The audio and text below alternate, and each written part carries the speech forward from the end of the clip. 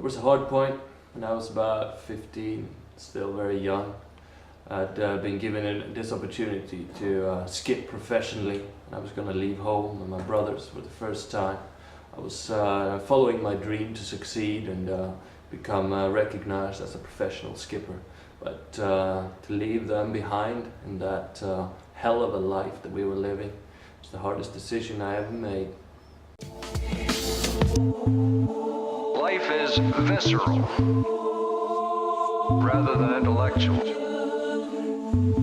Sometimes it appears that we're reaching a period when our senses and our minds will no longer respond to moderate stimulation. We seem to be approaching an age of the gross. Persuasion through speeches and books is too often discarded for disruptive demonstrations aimed at bludgeoning the unconvinced into action.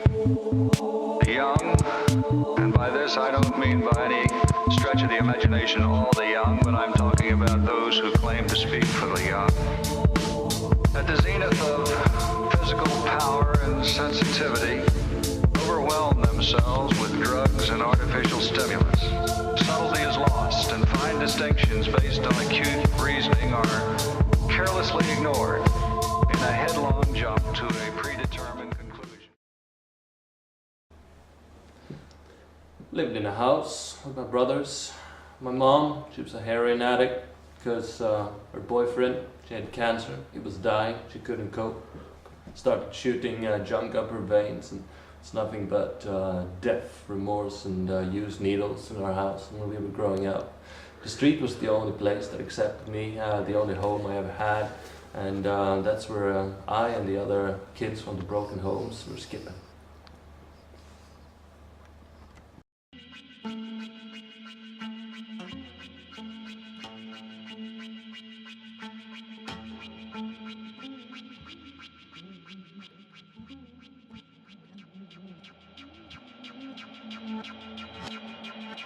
Put your hands together!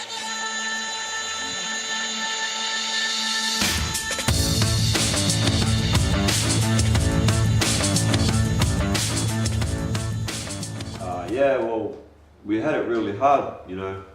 We're four brothers. None of us knew our dads. You know, my brothers were definitely my role models when I was growing up. Took me to the streets every day. Yeah, they were the ones that introduced me to skipping, to say the least. And it was a big impact when I went inside. Big impact on the family.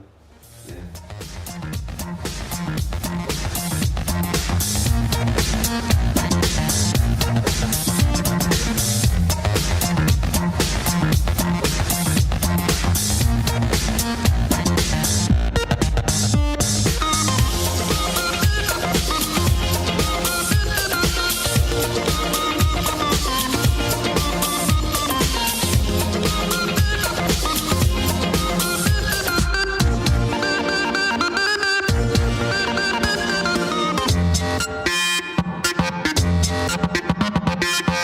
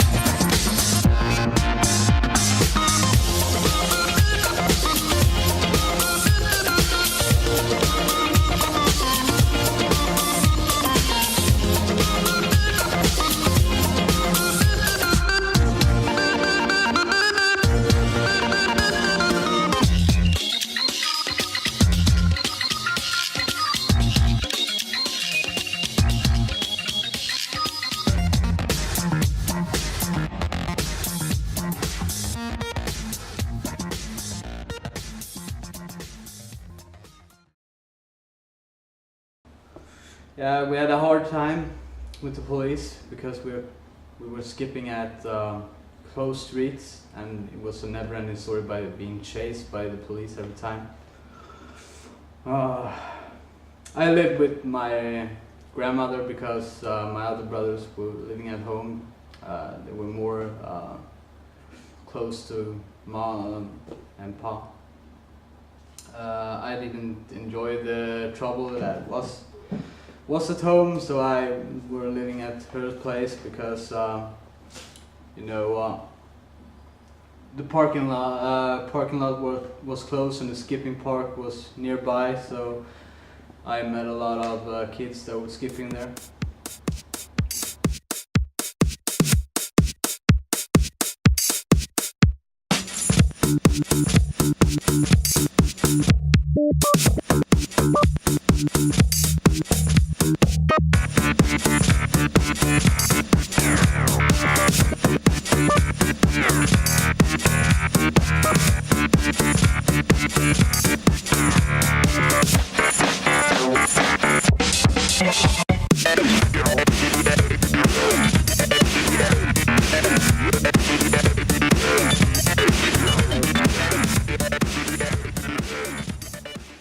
I remember when I was skipping so hard, turned around my life, kept going down the floor, and one day I just sat in there skipping around.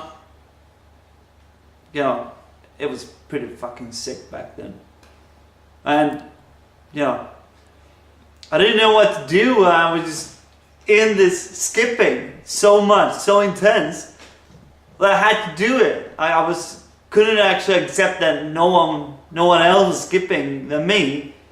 So I went to the hard way. I went to the jail, and there was one guy there. I met him, and he said they introduced him as a skipping leg. I don't remember the guy, man. It was pretty crazy. How did you just think about coming up with a name like that? You know? That was shit. That was messed up. So I said to him, like, "What up, boy?" "Yeah, that's what I said." And he said, "Yeah, I'm the skipping boys." And I said, "Wow, I remember you, man." And he said, "I remember you too." And we've been hooking up since then. You know, Vanilla Boys, the skipping boys, we're cool. We unite today. Amen.